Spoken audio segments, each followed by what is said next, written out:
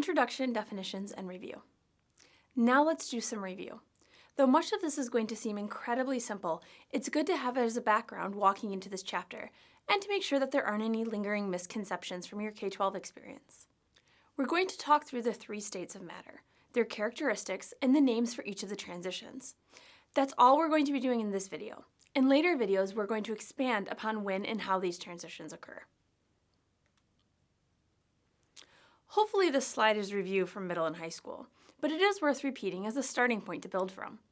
We have 3 basic states of matter: solid, liquid, and gas. Solids and liquids are both very high density, with their molecules basically in full contact at all times. The difference between the two, though, is that in solids, the molecules are locked into place, giving it both a definite shape and volume. Liquids, however, are not locked, so while its volume is approximately set, it does not have a definite shape and can instead flow into the shape of its container. Gases are quite different, though. In gases, the molecules are very far apart with very little interactions. This means that they have neither a defined shape nor volume, instead taking both the shape and the volume of the container that they are placed in. Looking at the models of the states of matter, we can see that the solids and the liquid molecules are already in contact with each other. Even in a liquid, they are very tightly packed, in constant contact with each other. This means that there is no space between the molecules that can be compressed. However, in gases, the molecules are spaced very widely apart. They can be compressed.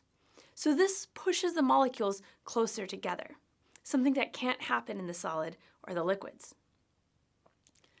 One more slide of review before we get into material that maybe you haven't seen before. We know that materials can be converted from one state to another. We call a conversion between a liquid to a solid freezing, and from a solid to a liquid melting. Similarly, we call a liquid going to a gas boiling or vaporizing, and a gas going to a liquid condensing.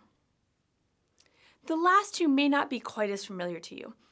It is possible to go to a gas, from a gas to a solid, or from a solid to a gas without ever passing through the liquid form. If a solid goes to a gas, we call that sublimation. And if a gas goes to a solid, we call that deposition. Now let's answer a question. When you change the state of matter, do you change the chemical composition? Pause for a moment and think about this before moving on. And the answer, of course, is no. The chemical composition stays the same. Remember that this is a physical change, not a chemical one. In other words, the molecules themselves do not change, but rather the way that the molecules are packed near each other changes. Liquid water does not break into hydrogen and oxygen when it becomes a gas, but it stays as water molecules, or H2O.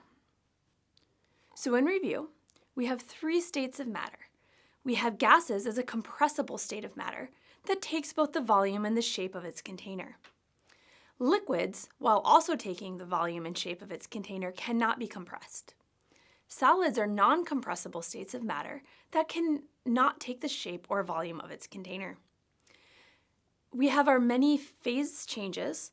A solid to a liquid is either melting or freezing depending on which direction it's going.